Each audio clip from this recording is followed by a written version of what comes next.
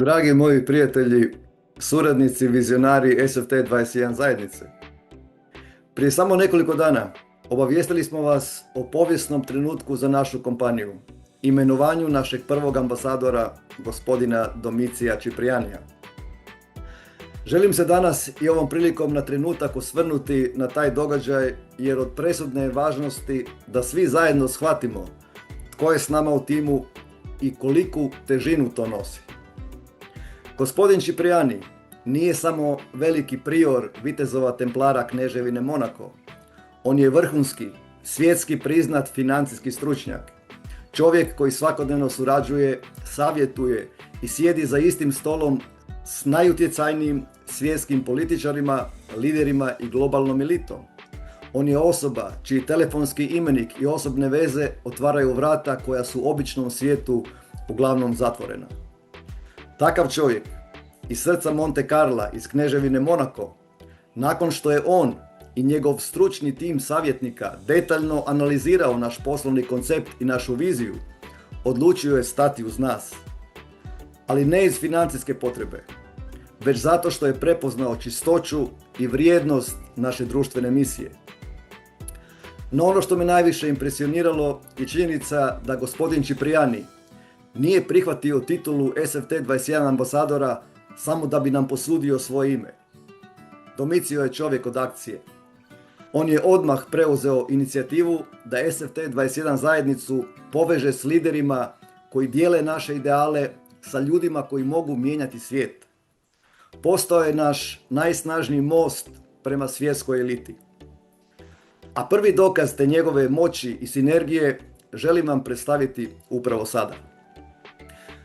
Znači, zahvaljujući izravnom prijedlogu i preporuci gospodina Ciprianija, danas imam neizmjernu čast i ponos objaviti da je našu viziju prihvatila osoba čije ime nosi povijesnu, diplomatsku i moralnu težinu na globalnoj razini. Službeno objavljujem da drugi ambasador naše kompanije i naš prvi ambasador za afrički kontinent postaje gospodin Kevin Kambarage Prince Nyerere. Za one koji prate svjetsku povijest, zasigurno znaju da prezime Nyerere predstavlja instituciju. Gospodin Kevin je izravni potomak, unuk pokojnog Juliusa Nyererea, prvog predsjednika Tanzanije, oca afričke nacije. Uz Nelsona Mandelu, jedna od najvažnijih ličnosti moderne Afrike.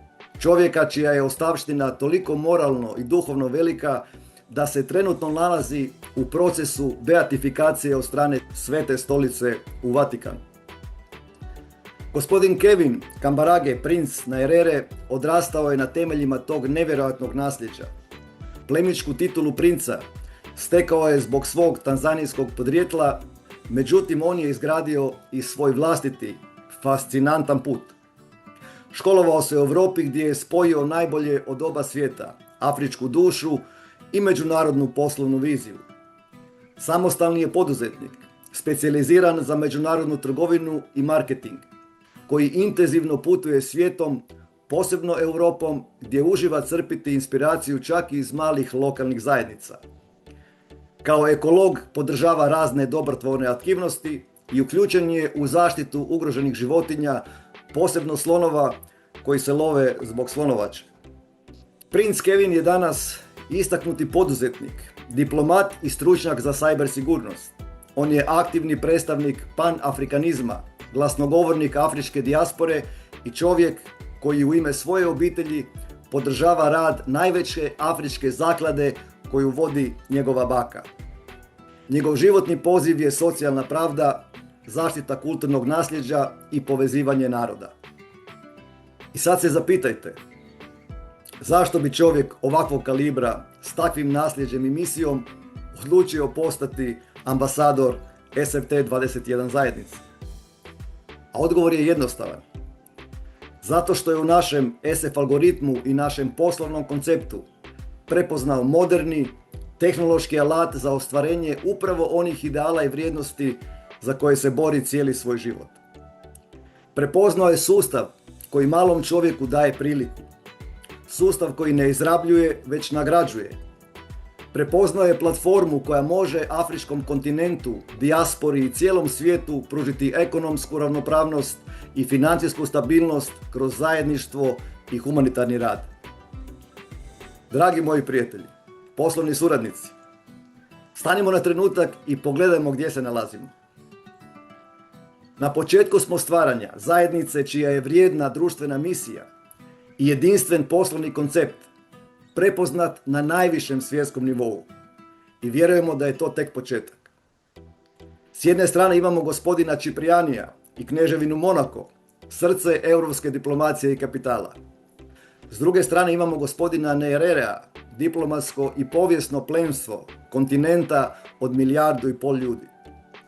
I oni su odabrali nas, odabrali su vas.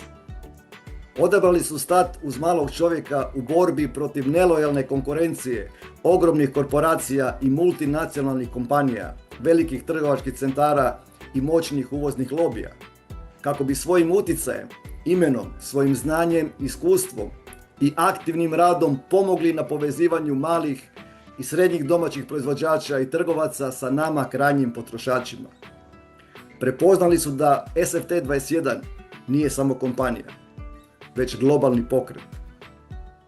Sada je na nama da opravdamo to povjerenje i zato gradite svoje timove s ponosom. Širite ovu viziju uz dignute glave, jer ovo što mi imamo nema nitko na svijetu. A ovo je tek početak. U idućim danima i tjednima donosimo vam vijesti koje nikoga neće ostaviti ravnodušnim.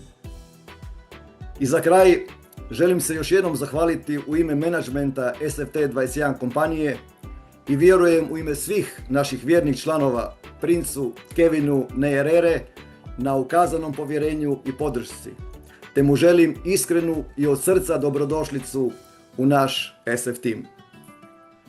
A vama, dragi prijatelji, dragi članovi, hvala na strpljenju i iskazanom povjerenju i podršci. Uz želju da u vremenima koja su pred nama pokažemo i dokažemo da se možemo ujediniti oko pravih vrijednosti i ideala. Pokažemo svijetu moć koju mali čovjek nosi u sebi, kad smo zajedno povezani i ujedinjeni. Budite ponosni članovi našeg tima. Gradite svoje lokalne i regionalne mikrozajednice, jer ujedinjujemo se prvenstveno na lokalnom nivou, ali gradimo globalnu priču na način kakav svijet nije vidio. Jer SF21 biznis koncept je poslovna ideja čije vrijeme je došlo. Budite s nama dio povijesti. S entuzijazmom i vjerom u bolje sutra, Semper Fidelis, moja malenkost, Mladen Pević.